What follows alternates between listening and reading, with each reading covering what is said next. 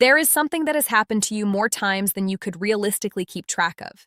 You may have never spoken it aloud or searched for the right language to describe it, but the experience itself is familiar. A woman younger than you glances in your direction. Nothing about it is theatrical. It does not stretch into something prolonged or obvious. It is simply a brief look followed by a smile, quiet and unforced, and then it is over. Something stirs inside you, and before that feeling even has the chance to settle, your mind has already moved to dismiss it. You tell yourself she is just a warm person. You decide that this is how she treats everyone. You conclude that nothing about that moment carried any real meaning. And just like that, you let it go. Most men who consistently release moments like that without engaging them are being driven by the same quiet force beneath the surface. They have stopped trusting their own ability to accurately read what is actually being communicated in front of them.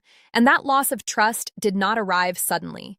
It accumulated slowly across years, layer by layer, each one settling so gently that none of it ever felt like a dramatic shift.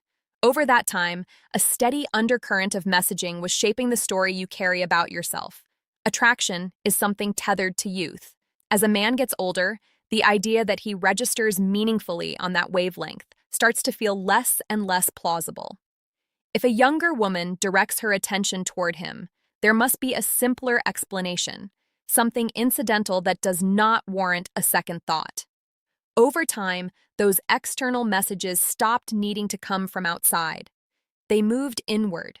They became the filter through which you processed incoming information, and you began screening out signals before they ever had a real chance to reach you. But there is something here that deserves to be said plainly, without softening it. That smile was not empty. It did not arrive by accident. The absence of drama around it did not reduce what it was actually carrying. People who study human behavior at a serious level understand something that most of us walk right past. Almost no one announces what they feel in large, obvious terms. What people reveal tends to come through quietly. A flicker of expression, a small and barely perceptible gesture, followed by a kind of waiting to see who is paying close enough attention to receive it. The men who miss those signals are not missing something fundamental about themselves. They simply were never given the complete picture in a way that made it legible. So take a moment here and slow everything down. When a younger woman smiles at you, the immediate reflex for most men is to shrink the meaning of that before it can fully land. Folded inside that reflex is a belief so deeply embedded it almost never gets examined. The belief that attraction is something a man has to manufacture, that it requires visible effort, that it demands some kind of ongoing performance or demonstration of value. That is the operating logic of men who are still actively working to establish themselves, still in the middle of proving something to the world around them. What older men rarely see with any clarity is that the very thing they have released is precisely what is now pulling attention toward them.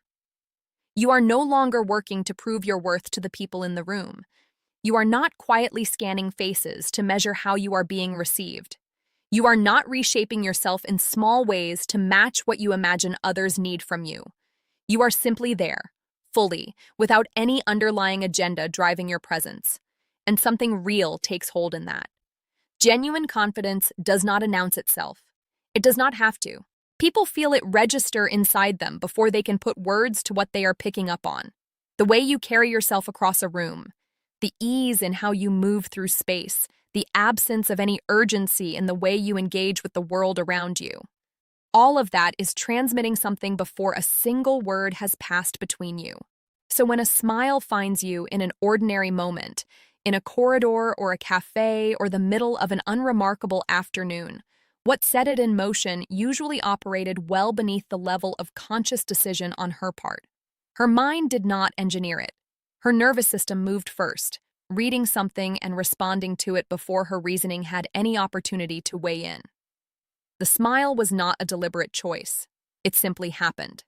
And that is precisely what most explanations never manage to reach.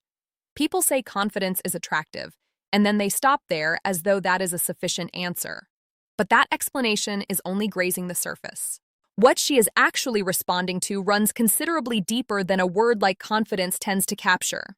It is the presence of settled authority, a a quality of inner groundedness that is not performing for anyone and not angling for anything in return. Men who have genuinely stopped needing external validation to feel solid carry a different energy entirely. It is not heavy or forceful. It is rooted. It communicates without language that nothing in this moment requires proof. And in a world that keeps growing louder, more reactive, and more anxious, that quality moves through the noise like a clear and steady frequency. Younger men are still mid-construction. They operate with a sense of urgency. They react quickly, and they are almost constantly tracking how they are being perceived by those around them. That is not a flaw. It is simply the stage of the process they are in, but you are no longer in that place. And that gap creates a contrast. Contrast is what gets noticed. Her smile is a response to something she may not yet have language for. It is genuine regardless of how quietly it arrived, but that smile is also carrying more than one layer of meaning. Running alongside whatever attraction may be present is something else entirely. It is about ease.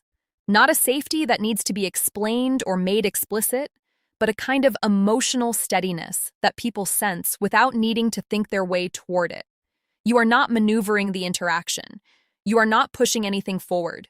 You are not trying to win the moment or extract something from it. That makes you feel like stable ground to stand near. And people are pulled toward stability in a way that is almost instinctive. Within that brief shared space, something like comfort follows. She does not feel evaluated or sized up. There is no performance being required from her. She can simply exist in the moment as she is. That experience is rarer than it should be. The smile is her quiet acknowledgement of what that actually feels like to encounter. This is also where the misreading almost always takes place. Most men land on one of two conclusions. Either that a smile signals clear romantic intent, or that it is nothing more than reflexive politeness. But most of the time, it is neither of those things exactly. It is closer to an unspoken question, a soft curiosity about who you actually are beneath that stillness. Whether you are as settled inside as you appear from the outside, that question lives just underneath the surface of the moment. If you look away too fast, tense up, or react with visible awkwardness, the moment does not close because you made a mistake. It closes because it was never given the space it needed to breathe. Men who are still chasing respond immediately and with urgency. Men who have learned a different way allow the moment to simply exist without reaching for it. And underneath everything else, that smile is frequently about recognition. Not your age. Not anything you own or have built or accumulated. Something internal is what is being recognized. She is picking up on a sense that you have arrived somewhere inside yourself. You are no longer out searching for who you are.